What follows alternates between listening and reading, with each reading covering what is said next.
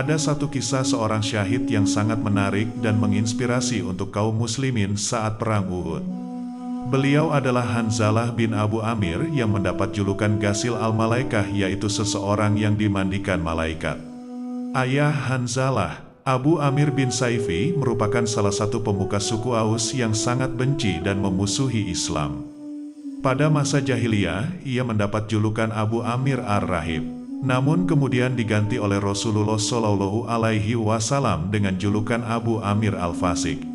Sehari sebelum perang Uhud pecah, yakni pada malam Jumat, Rasulullah menikahkan Hanzalah bin Amir dengan Jamilah, putri dari seorang pembesar Madinah, Abdullah bin Ubay bin Salul. Malam menjelang keberangkatan pasukan Muslim ke Uhud, Hanzalah meminta izin kepada Rasulullah Shallallahu Alaihi Wasallam untuk pergi berjumpa dengan istrinya. Rasulullah Shallallahu Alaihi Wasallam pun tersenyum dan mengizinkannya untuk pergi menemui istrinya. Saat hari menjelang pagi, seruan jihad pun berkumandang. Saat suara tersebut sampai ke telinga Hanzalah, tanpa berpikir dua kali Hanzalah langsung melepas dekapannya dari sang istri. Hanzalah kemudian mengambil zirah dan pedangnya lalu keluar dan berjalan menuju jalan jihadnya. Dengan wajah yang tetap tenang, Hanzalah pamit dan mengucapkan selamat tinggal kepada sang istri. Sang istri merasa bangga melihat sang suami menggunakan pakaian perang karena terlihat gagah dan menawan. Selang beberapa menit, sepasang mata kekasih yang berhadapan itu pun hilang bersamaan dengan berangkatnya sang suami dari halaman rumahnya. Hanzalah, sang mujahid, sang pengantin satu malam, telah bangkit menenteng senjata dan siap bergabung dengan pasukan yang dipimpin Rasulullah Shallallahu Alaihi Wasallam.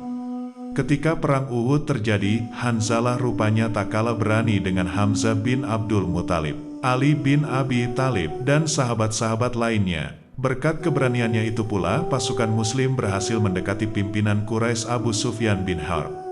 Hanzalah dengan gagah berani menyabetkan pedangnya ke kaki kuda yang dinaiki oleh Abu Sufyan sehingga ia pun terjatuh.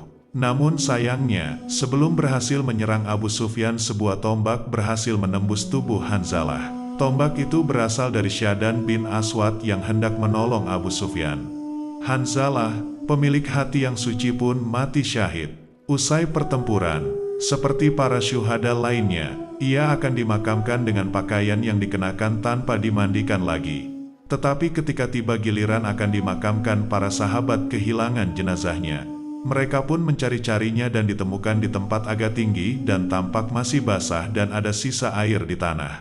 Ketika Rasulullah Shallallahu Alaihi Wasallam melihat jenazah Hanzalah, Rasulullah bersabda, "Sungguh, teman kalian ini sedang dimandikan oleh para malaikat." Abu Sa'id Saidi radhiyallahu anhu berkata, ketika baginda Rasulullah Shallallahu Alaihi Wasallam berkata demikian, aku pergi melihat jenazahnya. Kulihat bulir-bulir air bekas mandi menetes dari kepala Hanzalah.